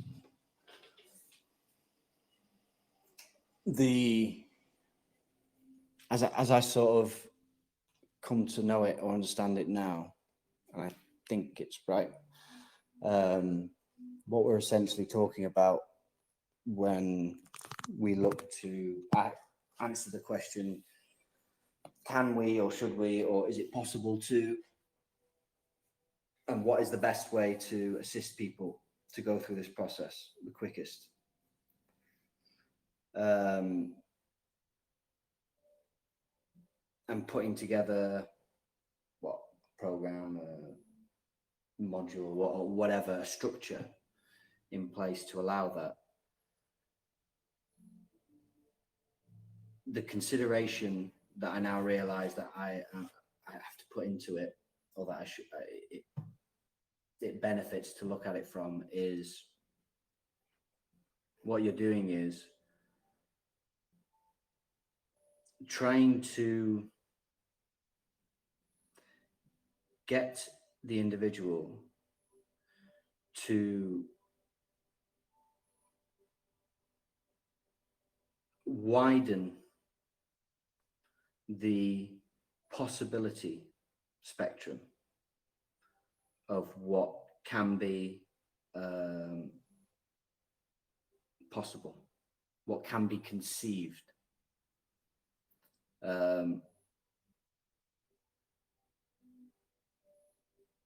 Because you can never give somebody an experience, and you can never give somebody a realization. All you can do is assist somebody who is at a certain point in the process, and depending on where they are in that process and their state of being as a result of that, you can, in essence, help that person to resonate at the highest potential frequency that is available to them at that moment, and to be able to hold it for a period of time. Sometimes it might be a long period of time, sometimes it might only be minutes, seconds.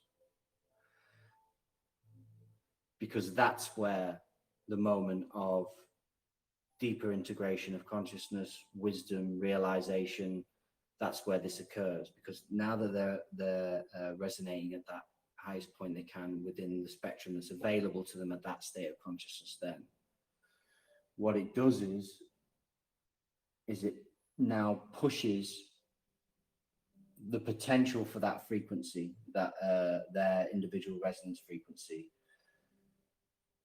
now pushes into the spectrum of that which was previously inconceivable, but it now can be conceived because of where they're now resonating at. And if they hold it there long enough to be able to conceive one or more things that were previously inconceivable and hold it, you could almost picture it like a rock climber. They're then able to anchor where they are then, and then move to that next spot. Once known can't be unknown. Once spoken can't be unspoken. Thought, unthought. Once done can't be undone. One-way valves. There's a lot of one-way valves in these processes, and that's a simple one of them. That's the principle of what you're doing. Get them to as high as they can go. Keep them there for whatever time is required for an inconceivable notion, concept, wisdom, idea will, it's literally only a matter of time, manifest itself and then lock in, and then that then expands the spectrum of potential resonance. That is the most basic description of what consciousness expansion is. It's resonating as high as you can, expanding potential, locking in the manifestation of a previously inconceivable thing, But now it's conceived, it can be locked onto, lock you in, integrate where you are at that moment. So that's becomes like a kind of new mini standing wave frequency. Now the problem is in judgment-based consciousness, they are literally mini standing wave frequencies, and they're not really standing wave frequencies in the same sense of the grand standing wave frequency. And you can, quote unquote, fall off the wagon. You can, get so far, it's the sensation of reaching so high and then crashing back down to zero again.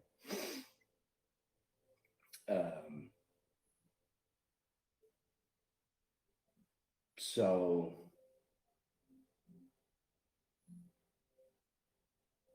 in essence,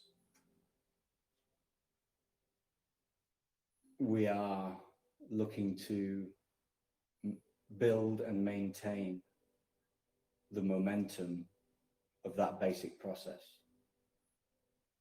in the individual until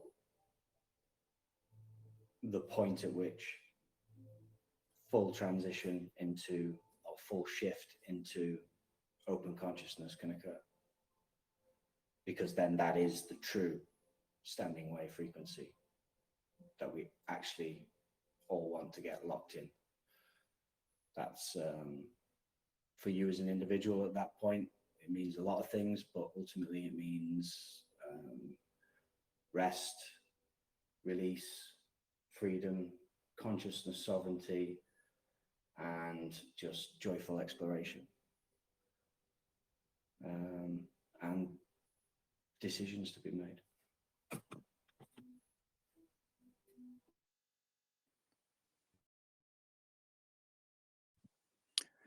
And like like you said earlier, you're not really going to make any decisions for the month of June. I am curious,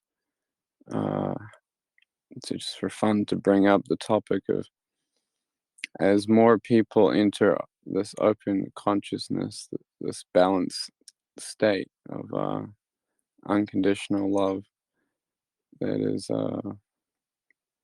I forget the term you use, but it is like a baseline.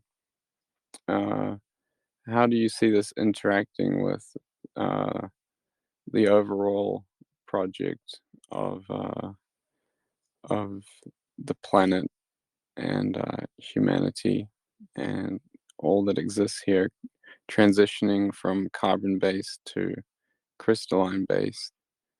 And then if you want to touch on GPMS, the Global People's Monetary System, how those kind of all interlink together. So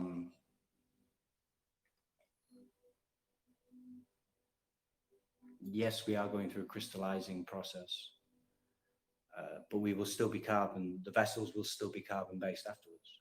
They will just be the highest, most ordered structure of carbon that you can have in physicality, which is diamond. So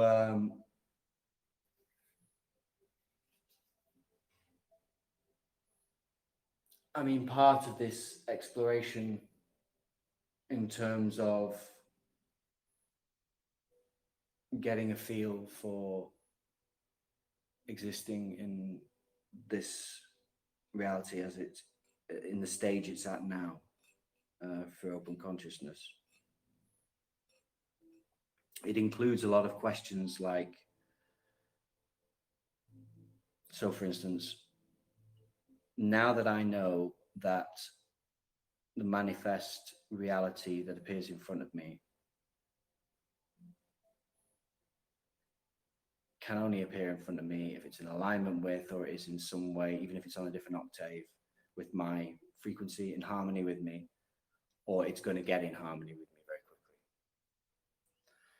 So I've started to be aware of sort of different levels and layers of not distance, but yeah, you could look at it as like distance within my own experiential reality. So, for example, those things which happen to me on a person-to-person basis, the people who I interact with face-to-face, all the way through up to when I happen to choose one of the Rumble channels where I get information about what's going on the what people call the lower, or what I call the parallel timelines, which are all collapsing.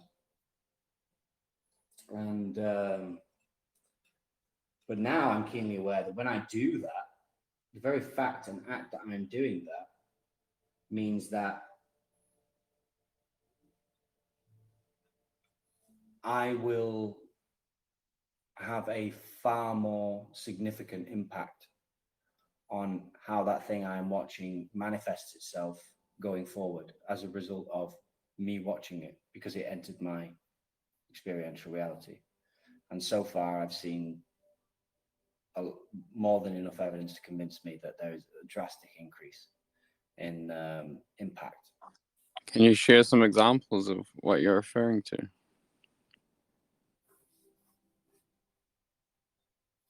Or just one, maybe?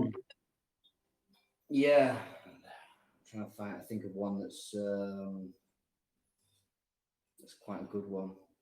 So before I went through my larger journey and this process as a whole, I was very much when I was still firmly in the old spectrum and in the old idea that we could fight the system, and that's what we had to do.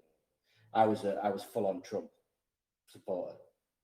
I still like the guy. I still love the guy. I love everyone, but I had faith in him on multiple levels, and I went through a lot of trauma during the 2020 elections and the fallout from that, and it impacted me deeply in a negative way. And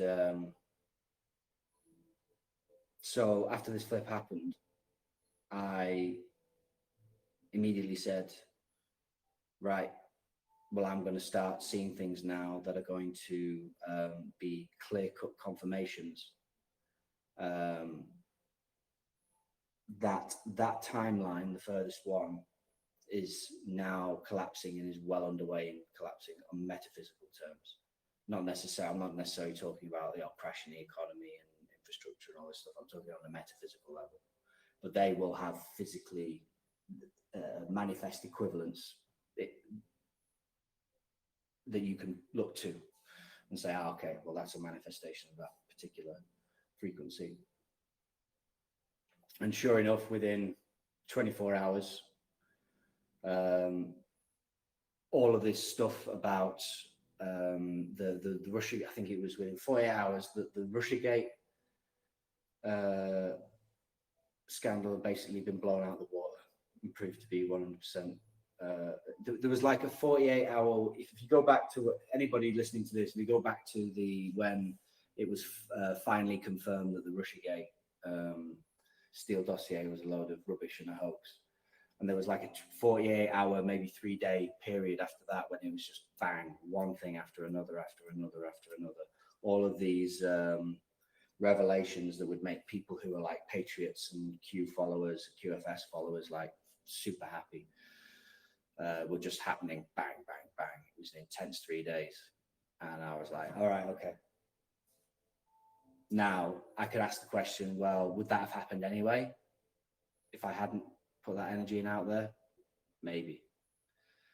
But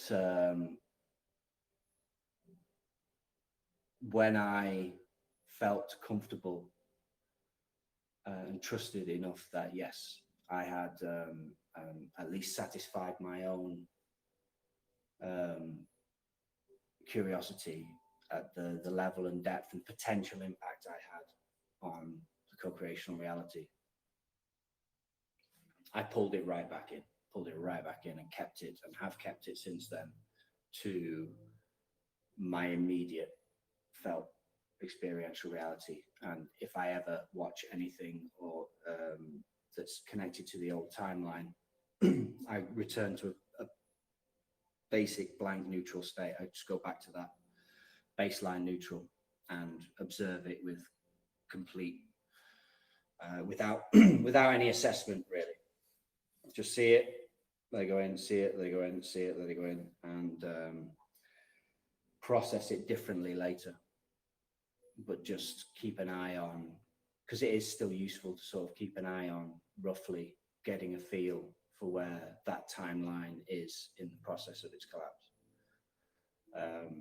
But now I'm more careful not to make a metaphysical impact just to prove that I can. You know, you just don't do that sort of thing. Yeah. You test it, it confirms, you don't need to do it again. Simple. That's the pattern once you're in OS. There's no like, oh, do it again and again and again and again and again. No, that doesn't. That's not the model you work on anymore. That's not the pattern or process you work on anymore. Is that to say that you look for different ways to do it and therefore have new different impacts into the co-creational game? Well, this is it. I mean, so there's two things to consider fundamentally when it comes to interacting in co-creation.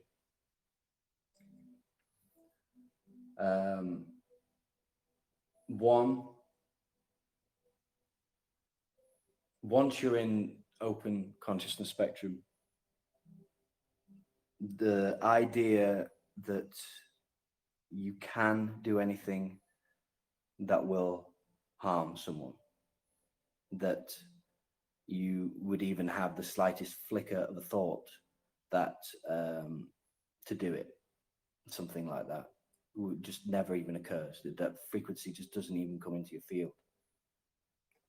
And this is really important because one of the reasons you are allowed, one of the reasons you are, in essence, capable of now accessing greater depths of information in the field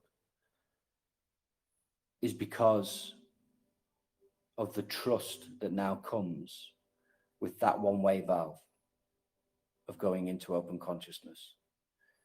Because in essence, if you want to frame it like this, reality now trusts, or the mechanisms of reality can now trust that you aren't going to do or see something or experience something that's going to make you lose your shit and panic or react. But now with all of these abilities and capabilities, that would mean bad news if you start unleashing them from a point of imbalance. Once you get past the one-way valve, and it's now established that you cannot go any lower than neutral point, basic unconditional love for everything. Great, cool. You can explore now. You can start to explore. You can start to have access to information, and more as the capacity, as the body starts crystallizing more and more, and getting used to the new process and the new systems, I suppose you could say. But the trust is there because you're the what we call wrong, bad, evil, incorrect, all of these things, they are all the things that we would give those labels to in either people, things that have happened, even objects. They are all manifestations in some form or another, either in the thing that's being accused of, quote unquote, being evil, or the thing that's doing the accusing. Both equally are manifestations of imbalance, and the consequences of that imbalance is usually inevitably some kind of messy, chaotic way that the beings involved have done to try and regain balance. But the ways in which people do it in judgment-based consciousness are like, it's so. For a classic example is addiction. Addiction is super easy from OS, from open consciousness, OC, because addiction, on its most simple term, using the framework and the pictures we've used, the analogies we've used so far. So something bad happens to you.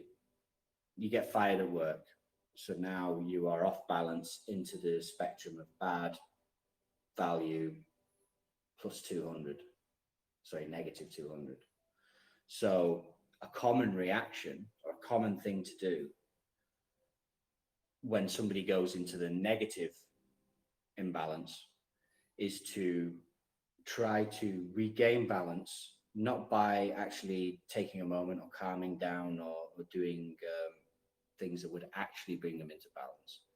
But in essence, they cast a weight, a metaphysical weight, over to the other side of the spinning top, at roughly that which is equally distant from the balance point in the center, but on the positive side of the spectrum. Hence, drugs. It doesn't have to be drugs. It could be work. It could be something. Extreme sports. But in essence, what's happening is, because of the imbalance on the negative side, balance is attempting to be achieved by doing something that is of equal weight, so to speak, but on the other side of the spectrum. And it doesn't really give you balance. It gives a weird kind of sensation of balance. It's just an ever so slightly more controlled wobble, but it's still in balance. And once you get to balance point, this is the way you, for me personally, and this is how I would now approach anyone with an addiction. If anybody with an addiction came to me and said, help me through this addiction, this is how I would do it. Get them to balance point, because once you get to balance point, addiction's laughable. It's like, see it exactly for what it is, just imbalance and corrections of imbalance. Well, that won't happen when you're in balance. So everything you choose to do, if you want to have a drink, if you want to have a smoke, if you want to whatever, it doesn't matter, because it's all equally valuable, and you're not trying to recorrect yourself, rebalance yourself, overcompensate or whatever, cover over something, hide away from something, run away from something. You're just choosing something to experience. And whatever you choose to do, or if you choose to do nothing, the experience is at bare minimum joyful, beautiful, and full of unconditional love equally across all levels of the spectrum.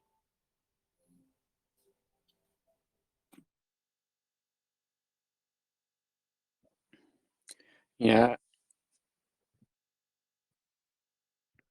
Yeah, beautiful, brother. Beautiful. Thank you for sharing.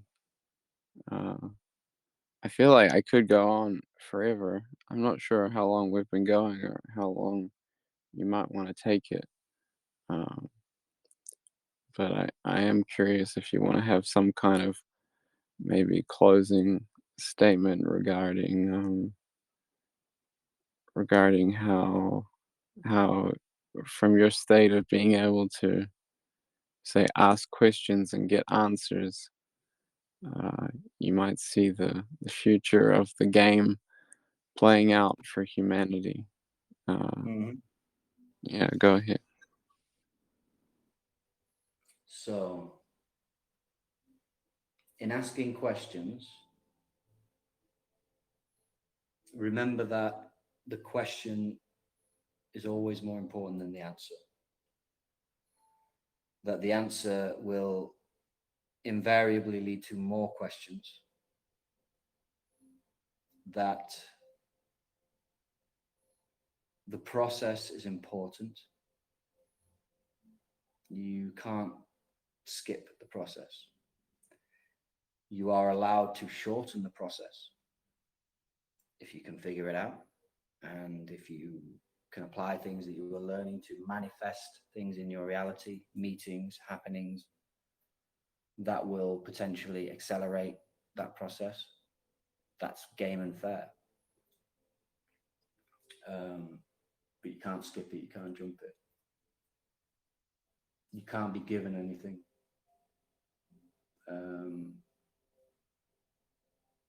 No one can do anything for you. You can be guided and assisted.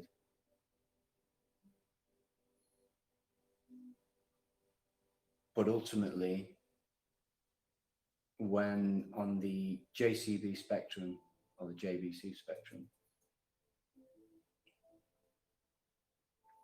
when moving to the point that you have to get to make the shift into OC, the most important thing you can do is to focus completely on yourself and that journey and that process. Because everything you think that you could or should be doing for whatever good, noble reason and purpose will be 100% best served by you going through this process and achieving this standing wave frequency, moving into this state of consciousness. Because once you do, I said earlier that many things turn 180, they things that are true in JCB spectrum often flip and become the opposite, becomes true in OS in a beautiful and elegant way. And one of those is the opposite to what I've just been saying. When on the other side, free of judgment, you see that actually the reverse is now true, and that other conscious, sovereign, sentient beings are the wellspring and font of all unique expression. I think you did ask me or refer to unique expression earlier, so I'll talk to it now. In talking about basic principles, and I asked the question, what is the most fundamental basic principle that is the driving force behind all things in reality as we know it, existence? And the answer I came to was unique expression. A lot of people in the New Age movements and in the ascension groups and consciousness groups, they will often say that love is the base frequency. Love is the driving force, and it's not. As I understand it, and I'm open to be proven wrong later or find information that alters it slightly. But as I now understand it, the first principle, unique expression, the first expression was love. And that laid the canvas, the groundwork, the frequency from which the next unique manifestation, unique expression came, which was gratitude for the first. And then third, which was excitement at the prospect of what was to come.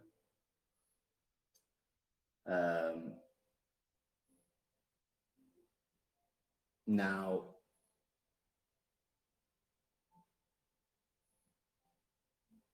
this being true, really the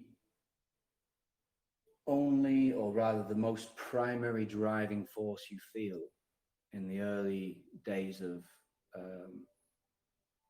OC spectrum, actually sort of more when you start to come to your senses and you stop acting like a kid that's just walked into a fun fair for the first time, and you actually kind of get a grip and start doing more focused experimentation and playing with it. It's around about then that I had this realization that yes, actually, that's one of the biggest points of this whole process, is that what we are essentially doing is, or the result of what happens when we go through this process, and when everybody goes through this process, is like we are returning to the playground. So on the playground, when there is childhood innocence, the imagination is limitless, and the games and the things that get created in the children's mind is just unlimited.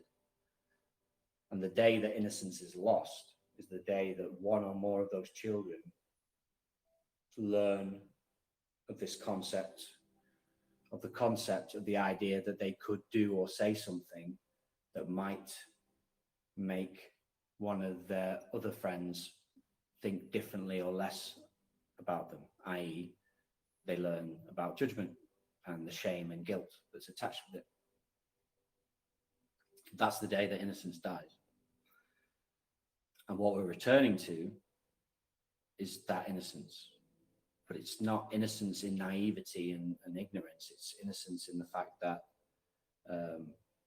because you've let go of all judgment, you now have that childlike wonder and joy about wanting to see what somebody else creates. It's new and unique, and showing them what you've created that's new and unique, and looking at if you can combine those two things to make even more new and unique things. That's the ultimate name of the game. And you can do that to its absolute fullest only when you are free of all judgment and the reactions that occur therefrom. So moving forward from this, I would say for those listening and who've continued to listen this far, thank you, gratitude. And I will leave you with these focus points. Relax. Put a lot of effort into relaxing your physical body and being in as relaxed state as possible. This will assist you to absolutely no end. Focus on asking yourself, go through a process of reevaluation. Don't go straight for the I want to let go of all value sets so I can get to the state. Start with just reevaluating. So going through all of the things you currently think you believe or think is true or that you think you know, and asking yourself, just ask the question, is that actually true? Do I actually know that? Why do I think I know that? And why do I think that's true? Put it through the tests, but also try to find things which before had the value set in the negative,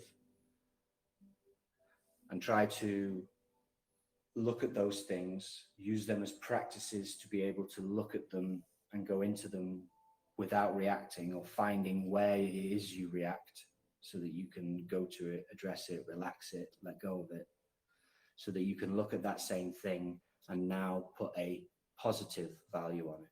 Because yes, it might have been, for example, a traumatic memory, but now because you've gone through that process, it's now a memory from which you have learned a great deal and were able to let go and move away from. So now generally it's now gone into the positive category. Get as many things into the positive category as you can. Then from there, it's easier and more comfortable to then begin the process of releasing all value, full stop. And just go from there. Once you everything I've said to in this cast up to now, I've basically laid out the basic framework, the basic sort of reasons and impetuses behind all this, the end goal. And ultimately, the final point I'll leave with actually is that breathe deep, relax, and chill, because the outcome is inevitable. It's inevitable. So there is absolutely no pressure. There's no fight to win. There's no medal to gain. There's no achievement to be had. There's no struggle to overcome. No. Let go. Don't worry. Relax. It's all going to be good. It's all going to be good.